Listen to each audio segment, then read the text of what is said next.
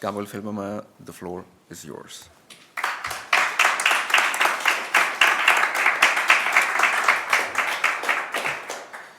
Good morning. Thank you, Lucas.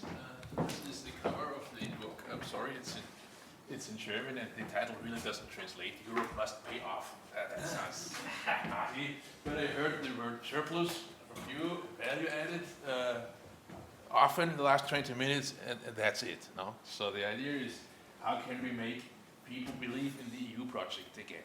And I think, easy identifiable surplus or value added that doesn't need much hand waving, but that can be experienced by people because they can put their hands on it, would be a real advantage. Now, so why did I write this little book? Because people don't love the EU. I do, but that's maybe because of my own little CV. I was lucky enough to spend 4 years in Florence at the UI as a graduate student. That was wonderful. My kids have a French mother, lived 16 years in Germany. I love the example that Monica sets.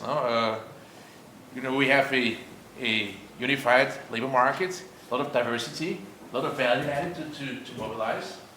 But then, if you look into data for Austria, 62% of the Austrian population, according to the latest Felbermayr survey, say, either I don't care about the EU, I don't like it.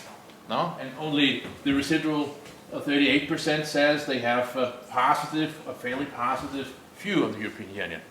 That's not enough, I think. And why not enough? Because the challenges that we face out there in the big world are clear. They have something to do with size.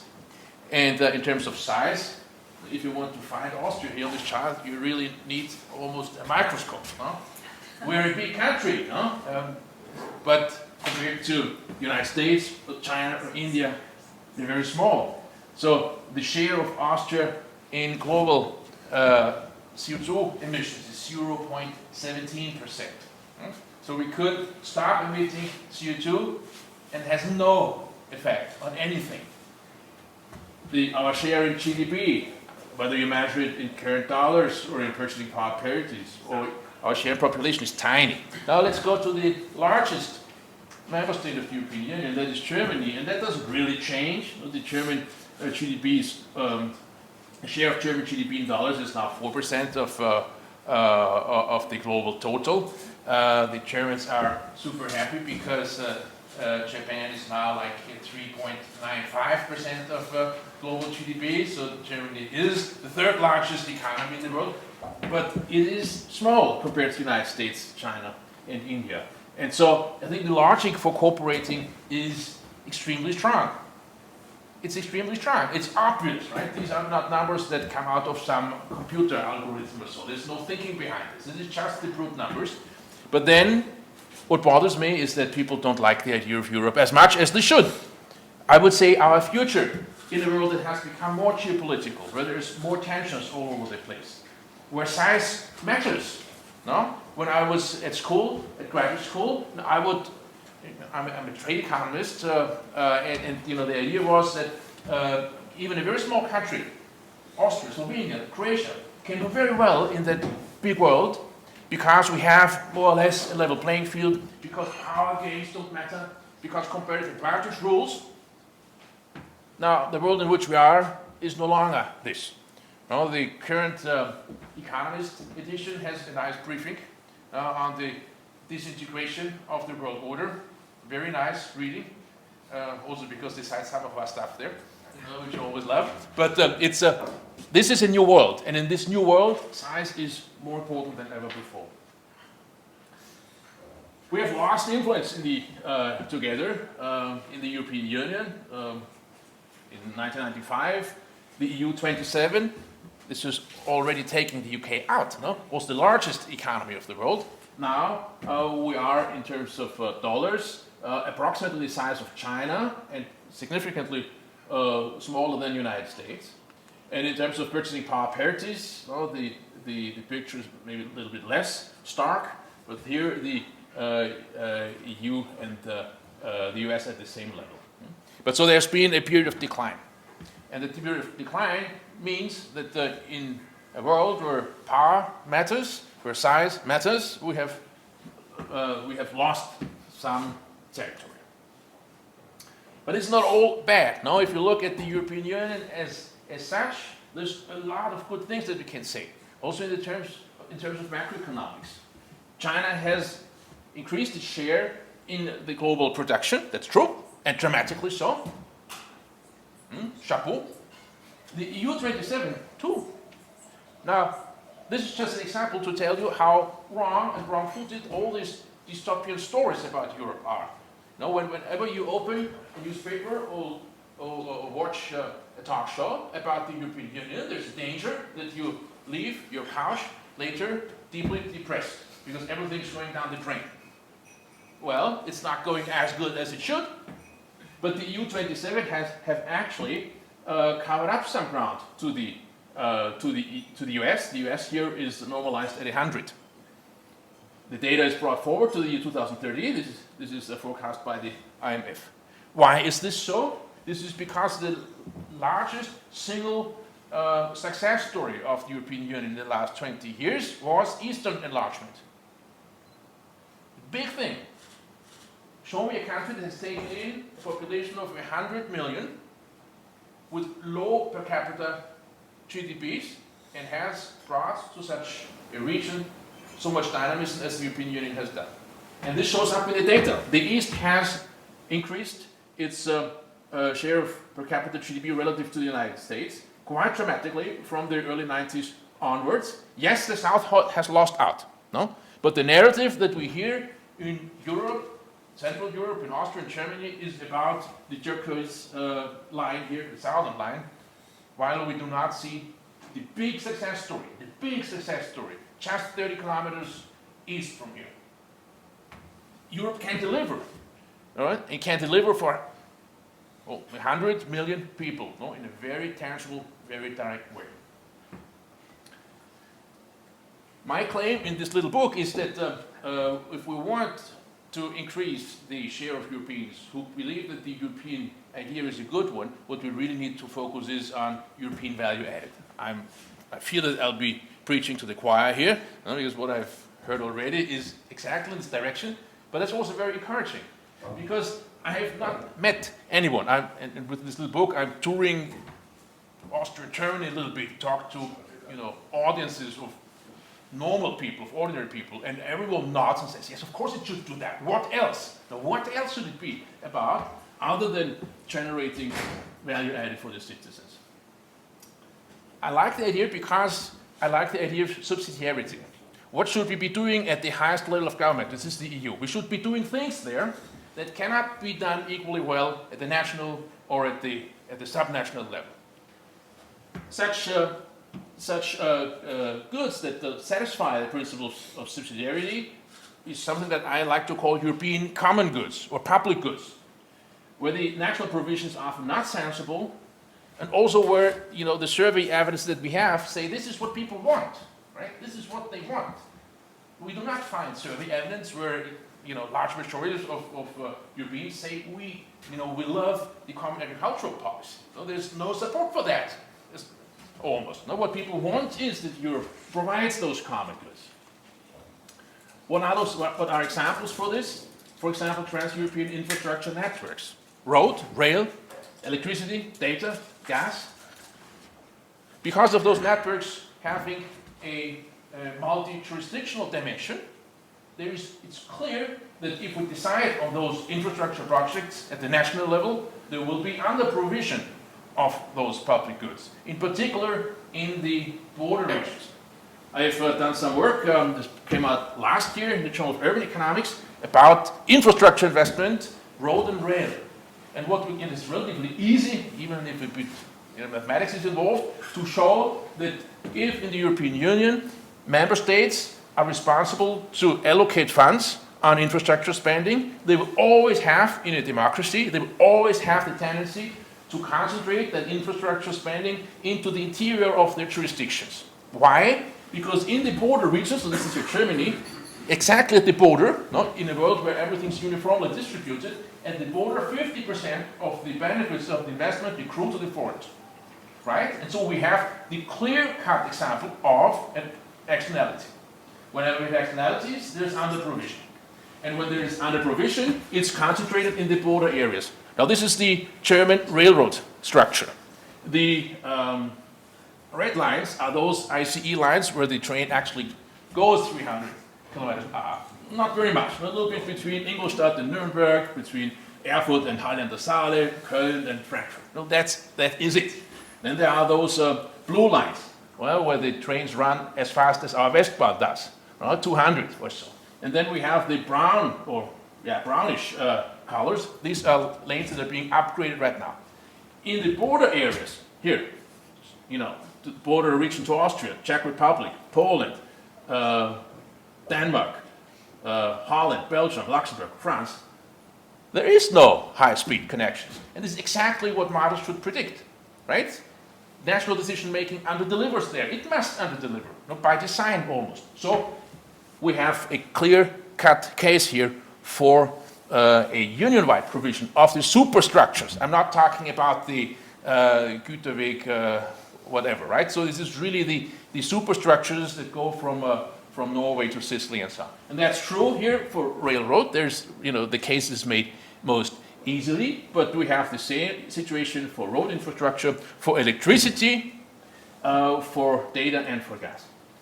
Another area where I think the European value added is obvious, even to the blind, is that we can Europeanize at least part of our defense. That helps us save money. Monica showed the right numbers. They are impressive. It's not that we in Europe spend too little on military. It's just that we don't get any bang for the buck. And that should be, that is the worst of all outcomes. That we spend a lot and don't get security from it. And why is that? Because for very similar reasons, we have 27 structures that do cooperate a little bit there. Let's buy some air defense together, that's fine, right? But we have no fundamental structure that ensures systematic cooperation. I'd like to also talk about the Schengen area. The Schengen area is important for Europeans. You talk, in interviews and surveys, we see that Europeans like it. No one loves to be inspected and controlled at the border. No, that is something very tangible, something very useful. It also delivers economic benefits that can be demonstrated.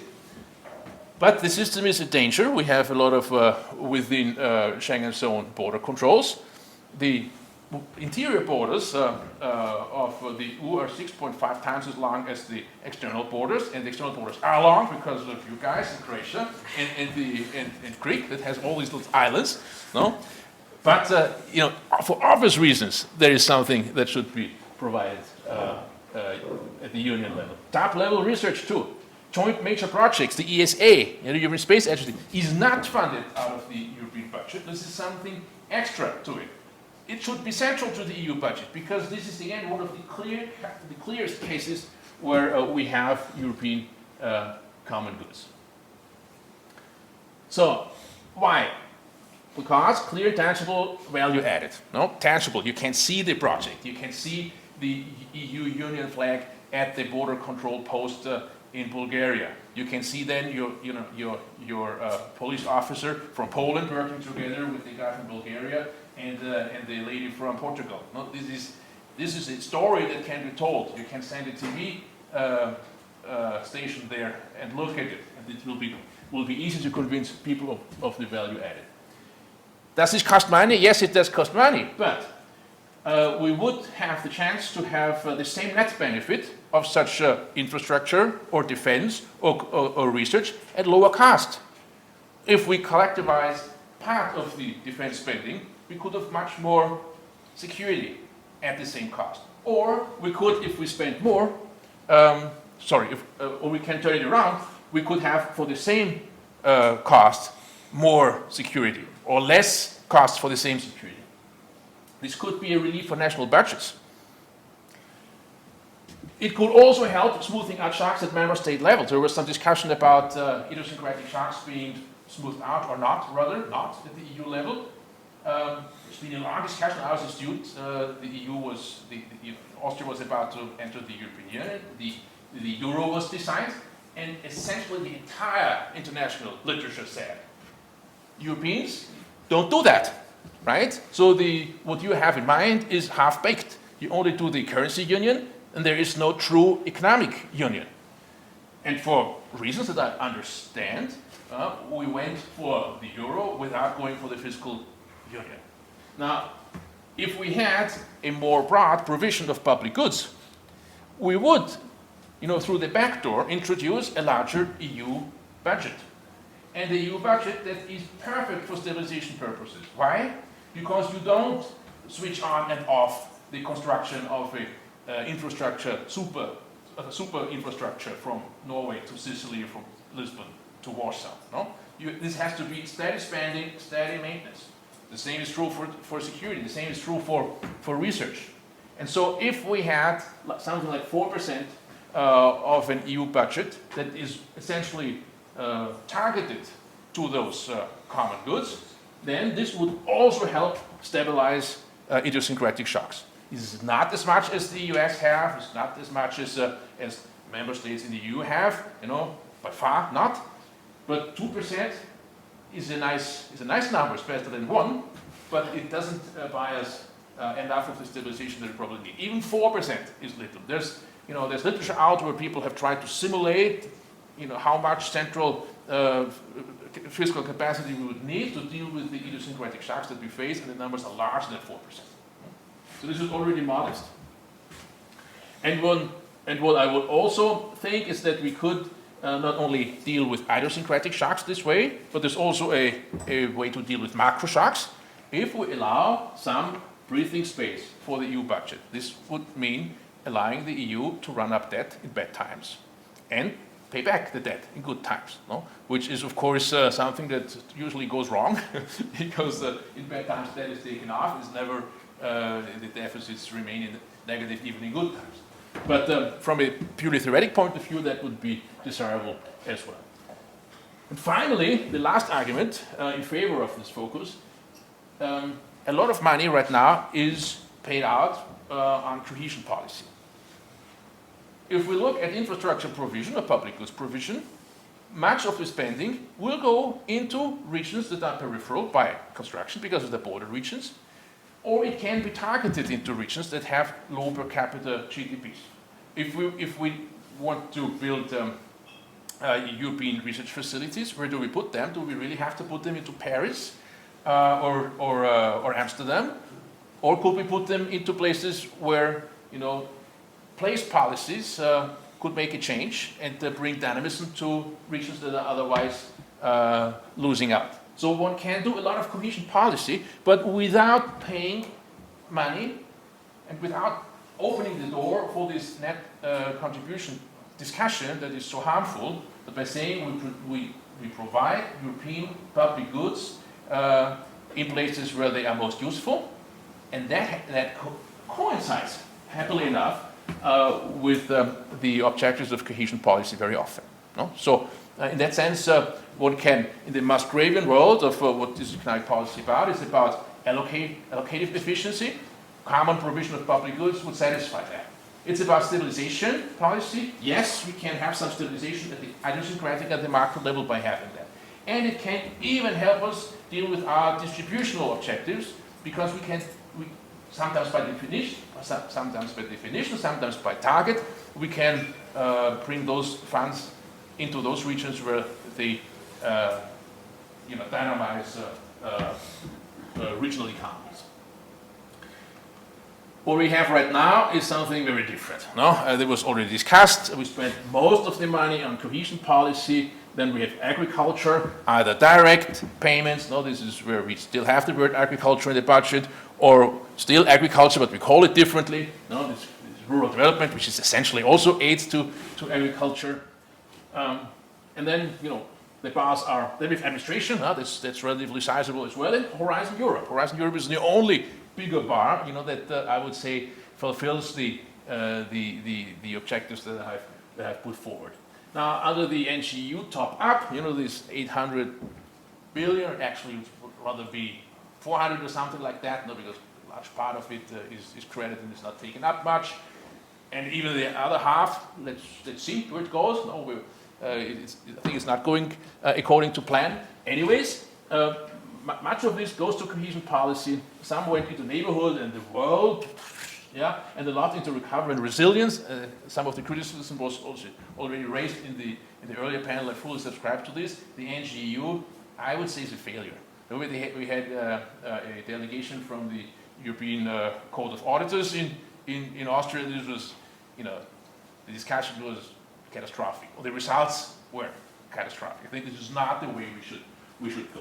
But what's most striking is this, the scale of my graph. We're talking about 0. whatever percent of EU GDP. These are tiniest numbers, right? Tiniest numbers. And where the money should be going, not much is going. I talked about infrastructure. The Connecting Europe facility does co-fund infrastructure projects, but if you cannot see this bar, that's okay. Yeah, it's very small. It's not your eyes, but this is 0.0. This is 0.1. The height of this column is 0.02% of GDP. Now, this is really nothing compared to the funding requirements that we have. The next item is migration and border management, same size. Only Horizon Europe is of some measure. It can be measured, and here we talk about 0.12% of EU GDP. This is by all means too small. When I show these numbers to my students at the VU, they don't believe their eyes, because the public discussion is about EU taking away our money. When I tell them, well, Erasmus makes a lot of sense. And Horizon Europe makes a lot of sense as well, but the money allocated there is tiny. Now, what I also think, apart from the provision of public goods, what we should also be understanding better is that the real engine of economic benefits of the EU so far is the single market. And it's only the single market. There's other things that are useful, but the single market by far dominates the picture. I can give you some results of a study with colleagues published 2 years ago, where we tried to disentangle Schengen, the Eurozone, trade agreements, the customs union from the effects of the single market. So these light green areas, this is the effects of the single market. Now, Malta, Luxembourg, Estonia, small economies. Let's look at Austria. Austria is here. Total, according to our estimates, 8% of GDP that is attributable to the EU as such. This is a conservative number. It's probably larger, but this is what we can identify and measure. And 2/3 of it is indeed the single market. And that's the same for the other countries as well. So we should be focusing on the single market. However, how good is the single market? Another study that I'd like to highlight to you, after our study came out in the same journal, Jaume Ventura in Barcelona had a nice paper that the NBR working paper version in the abstract, where it said Europe is far from having a single market. Now you go through the revision process and so forth, this sentence is no longer there. The numbers are the same. So maybe that's a bit of an exaggeration. Europe does have a single market, right, and it delivers advantages, but it's far away from exploiting the opportunities that we have there. And so we should be discussing more about how we can use the single market to create benefits for the European members. That's true on its own, but it's also again true from a geo-economic point of view, because how do we defend our interests in the world without having a common army, without having a powerful foreign policy? Well, we defend our interests by providing or denying access to the single market. If the single market is small, non-dynamic, fragmented, that trump card is not worth much. So by putting the single market on the table and by demanding a reform and a deepening, we will also gain economic security. It's much better to deepen the single market than to raise barriers around the single market. Okay, and what could be done is a long list, and for the time for sake of time, I'll be jumping over that. What I want to show you, because we are in the middle of a campaign. So everyone can do the numbers. Look into the Commission's budgets for the member states. The Commission gives you the numbers. What do countries pay in? What do they get out? So we can calculate the net contributions. Usually we don't like to do that as pro-Europeans because it's easily used. But I think we should calculate them. And in particular, we should calculate them in Germany, Sweden, Netherlands, Ireland, Austria. In 22, the per capita payment net to the EU was 114 euros. 114 euros. You know, I can't repeat that too much. Per year, per person. This is nothing. With those small contributions of the net payers, we fund, relatively sizable net contributions, positive net contributions. Here it's negative of the but to the Baltics, Hungary, Poland, get sizable amounts of that, and we sacrifice very little. So if you want, this is the cost of being in the European Union. Fiscal costs for a country like Austria. But then we should compare it with the gross benefits of having access to the single market, or having access to the customs union, of having access to Schengen, the Eurozone, etc. And again, look at the Austrian numbers. Here I'm giving you the 90% confidence intervals. This comes out of the study that I showed before on the single market. This is the point estimate. Well, in 2023, the euro amount of benefits of being in the European Union for Austria in gross terms was almost 4,000 euros a person. This is 8% of per capita GDP. Now compare that to the 114 euro investment. I always ask the question: is anyone here in the room that can, provide me with a similar investment project where I put in 114 euros a year and I get 4,000 out a year? No. So we have this is a wonderful machinery to generate benefits.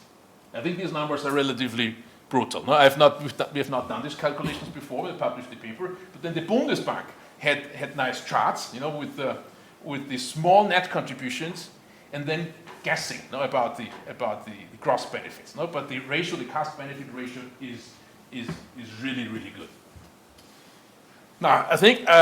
Because time, you tell me, Lucas, because time is short, I will, 5 minutes, okay. I'll be very short on the euro. That's, of course, a big topic, and we could spend a lot of time here.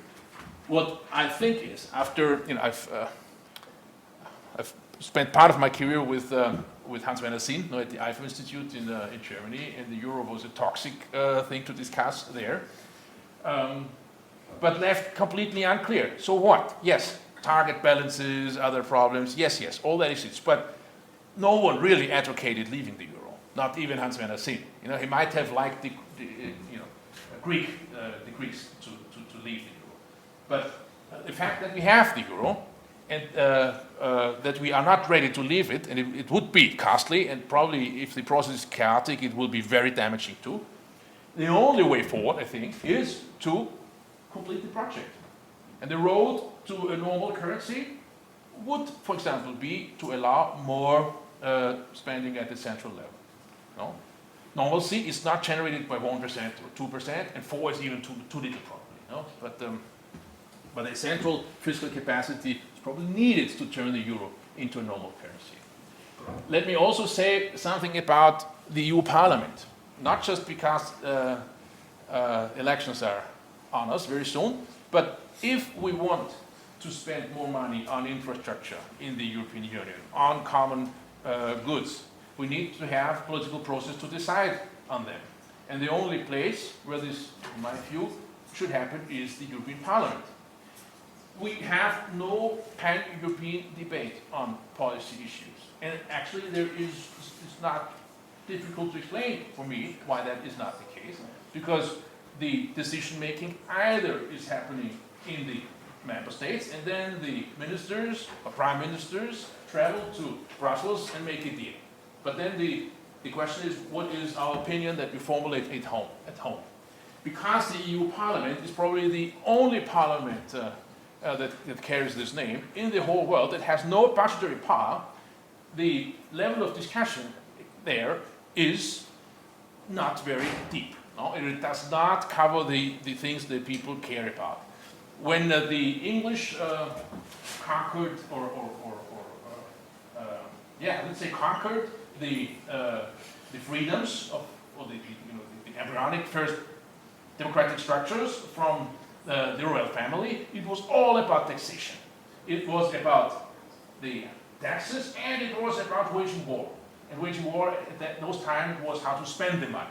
Now, this is, I would say, the definition of a parliament. No, the Germans say the Bundestag is the core privilege of the Bundestag is to decide on taxes. I think what we need is a budgetary right for the EU Parliament. If we have that, we will have more of a pan-European discussion. If the EU Parliament is seen as an entirely technocratic body that generates from time to time a little bit of excitement, no? And this excitement then hits Austria under an acronym like the CSDDD. You know, I don't know if you know what this is, no? But we had some discussions about the Corporate Sustainability Due Diligence Directive. This is not something that can be purposefully discussed in the public. This is entirely technocratic, and it does raise concerns of normal people. I mean, this is what the European Union is about. While we have quite different problems, this is not generating, I think, the energy we need. So that I guess, is something important. And let me end with let me click, the Brexit, okay? That's a picture that you should also, when you go on the road, you know, this is something that should be shown. How Brexit has hurt the Brits. And the Brits, according to all calculations, are the only country in the former European Union that would lose the smallest amount of exiting. Why? Because they have the second largest own market, no? Just after Germany, and they have a relatively diversified extra EU trade portfolio before. No? So according to all numbers, their losses were smaller than of all the other EU members. But look at that. No? This is, again, IMF data until the year 28.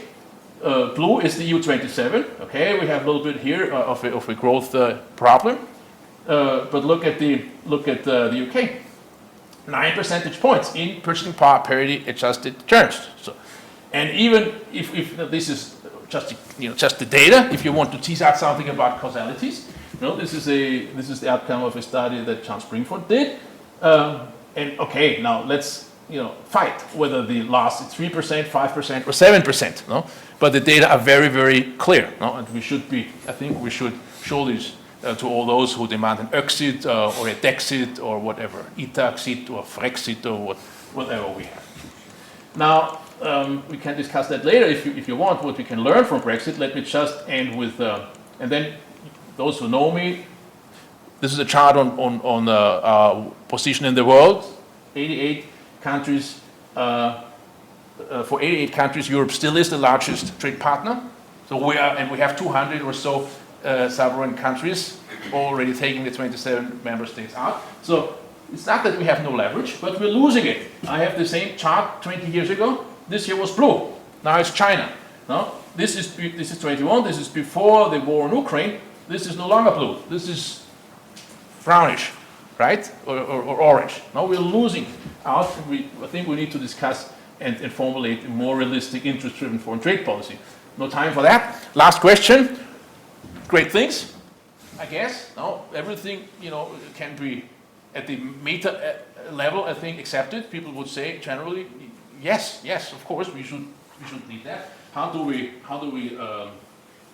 go there? So I think my luxury position is I stand here, and not just here, but I try to make the point and tell people. I think we should be doing that more, no, and see the bigger picture. While very often discussions about Europe are about these small details that are not important, while the big details are still, or the big picture stories are still talked at the national level.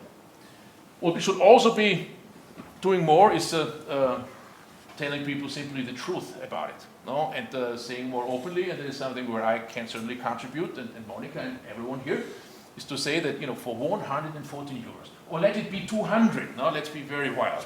Now per year, per capita, we get a lot. There is no better project, and no better project that can bring prosperity, peace, and security for us here and for the generations to come. So, does this answer the question about how is this going to work? No. It will need pro-Europeans in the European Parliament. No, that would be the first prerequisite, and it would need an honest discussion. In Austria, where skepticism is so big, but also in Hungary, or Czech Republic, Germany, where we have dismal numbers as well. Okay, so that's all. There's much more to be said, but looking forward to the discussion.